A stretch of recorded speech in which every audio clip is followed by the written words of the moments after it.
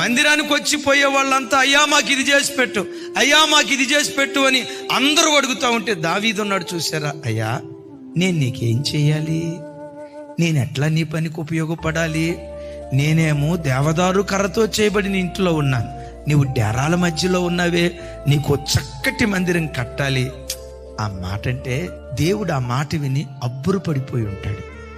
అక్కడ అంటాడు, ఇశ్రాయేలీయులను 40 సంవత్సరాలు అరణ్యంలో నడిపించిన దిన మొదలుకొని న్యాయాధిపతులు పరిపాలన చేసిన కాలం వరకు, సౌలు కాలం వరకు నేను ఎప్పుడైనా ఎవరి యొద్దకైనా వచ్చి నాకు మందిరం కట్టించమని అడిగానా అంటాడు దేవుడు అక్కడ.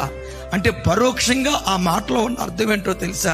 ఎవ్వరికి రాని ఆలోచన నీకు వచ్చింది దావీదా, నా మనసు గెలుచుకున్నావు దావీదా. నా ఇల్లు కట్టాలనుకున్నావే, నీ ఇంటిని నేను కడతా. నీ ఇంటినే కాదు, నీ పిల్లల పిల్లలను నేను కడతా. భూమి ఆకాశాలు నిలిచి ఉన్నంత కాలం యెరూషలేము నిలిచుంటుంది, యెరూషలేములో నీ సింహాసనం నిలిచుంటుంది. ఆ సింహాసనం మీద నీ పిల్లల పిల్లలు రాజులుగా ఉండి పరిపాలన చేయటం Download ShareChat.